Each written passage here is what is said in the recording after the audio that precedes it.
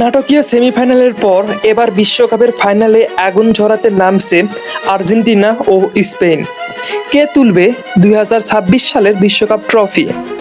সেমিফাইনালে ইংল্যান্ডকে 2-1 গোলে হারিয়ে ফাইনালে জায়গা করে নিয়েছে আর্জেন্টিনা। অন্যদিকে ফ্রান্সের বিপক্ষে দারুণ পারফরমেন্স দেখিয়ে ফাইনাল নিশ্চিত করেছে স্পেন।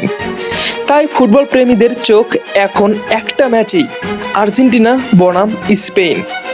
আজকের এই ভিডিওতে আমরা জানবো ফাইনাল ম্যাচটি কবে, কখন, কোথায় এবং সেই সঙ্গে কোন দলের শক্তি কোথায়, দুর্বলতা কোথায় এবং আমার পার্সোনাল মতামত নিয়ে সব কিছুই থাকবে এই ভিডিওতে।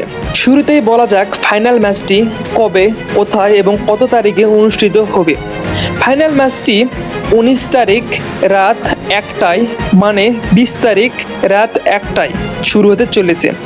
এটার ভেন্যু রয়েছে মেটলাফের স্টেডিয়াম, নিউ ইয়র্কে। আমেরিকার সময় বিকেল 3টা, ভারতীয় সময় রাত 12:30 এবং বাংলাদেশি সময় রাত 1টায় শুরু হতে চলেছে এই ম্যাচটি। কেন আর্জেন্টিনা জিততে পারে?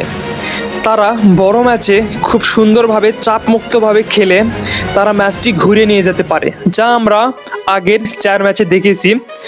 তো এ থেকেই বোঝা যায় তারা কেন বিশ্ব চ্যাম্পিয়ন। তো তাদের দলের ভারসাম্য, আক্রমণ, মিডফিল্ড ও ডিফেন্স, এই 3 বিভাগই অ্যাভারেজভাবে তারা খুব সুন্দরভাবে নিয়ন্ত্রণ করে চলে এসেছে, যার কারণে তারা বারবার নকআউট স্টেজ থেকে খুব দারুণভাবে লাস্টের দিকে কামব্যাক করতে পারছে। এবং সব থেকে বড় এদের জিতার যদি কোনো কারণ থাকে, সেটা হলো লিওনেল মেসি। মেসির উপর কোনো কিছু নেই, মেসি একাই খেলার মোড় ঘুরিয়ে দিতে পারে। তো এই ম্যাচে স্পেনের সব থেকে বড় দুশ্চিন্তার কারণ হবে মেসি। এবং চাপের মুহূর্তে কার্যকর সেমিফাইনালের শেষ 10 মিনিটে যেভাবে ম্যাচ ঘুরিয়ে দিয়েছে, সেটাই তাদের মানসিক শক্তির প্রধান কারণ হয়ে দাঁড়াবে এই ফাইনাল ম্যাচে। আর্জেন্টিনার দুর্বলতার 2টি কারণই রয়েছে। কখনো কখনো তারা রক্ষণভাগে গতি কম দেখায়। স্পেন যদি দ্রুত পাসিং ফুটবল খেলতে পারে, তাহলে আর্জেন্টিনাকে স্পেন চাপে ফেলতে পারে। এখন বলা যাক কেন স্পেন জিততে পারে। তরুণদের গতি ও এনার্জি।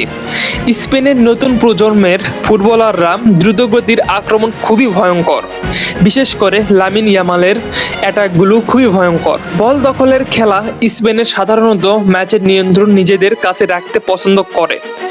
ফ্রান্সকে হারানোর আত্মবিশ্বাস, শক্তিশালী দলের বিপক্ষে জয় তাদের মনোবল অনেক বাড়িয়ে দিয়েছে, যা ফাইনালে তাদের জয়ের একটি মূল কারণ হতে পারে। এখন কথা বলা যাক স্পেনের দুর্বলতা নিয়ে। বড় ফাইনালের অভিজ্ঞতার দিক থেকে তারা আর্জেন্টিনার চেয়ে কিছুটা পিছিয়ে থাকবে। কাউন্টার অ্যাটাকের মাঝে মাঝে রক্ষণভাগ ফাঁকা হয়ে যায়, এ থেকে তারা কাউন্টার অ্যাটাক আবার খাইতে পারে আর্জেন্টিনার পক্ষ থেকে। তো এখন আমার পার্সোনাল মতামত আপনাদের কাছে শেয়ার করব। আমার মতে ম্যাচটি হবে খুবই প্রতিযোগিতামূলক। স্পেন বল দখলের এগিয়ে থাকতে পারে, কিন্তু আর্জেন্টিনার সুযোগ কাজে লাগানোর ক্ষেত্রে বেশি কার্যকর। যদি ম্যাচ শেষ পর্যন্ত সমান তালে চলে, তাহলে অভিজ্ঞতার কারণে আর্জেন্টিনাকে সামান্য এগিয়ে রাখবো আমি। তবে ফুটবল এমন একটি খেলা যেখানে 90 মিনিটেই সব হিসেব বদলে যেতে পারে, তাই আগেভাগে নিশ্চিত কিছু বলা কঠিন। আমার সম্ভাব্য প্রেডিকশন আমি জানাচ্ছি।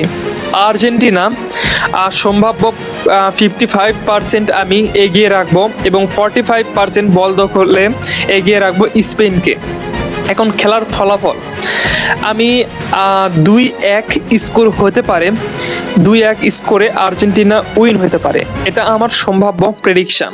তো এখন প্রশ্ন হলো, আপনার মতে কে 2026 বিশ্বকাপ চ্যাম্পিয়ন হবে, আর্জেন্টিনা নাকি স্পেন? অবশ্যই কমেন্টে জানিয়ে দিবেন এবং কমেন্টে জানিয়ে দিবেন আপনাদের প্রেডিকশান। আপনাদের প্রেডিকশান যদি মিলিয়ে যায়, তাহলে অবশ্যই আপনাদের জন্য কিছু না কিছু একটা গিফট রাখবো। সেটা আমি একটা পোস্টের মাধ্যমে জানিয়ে দেব।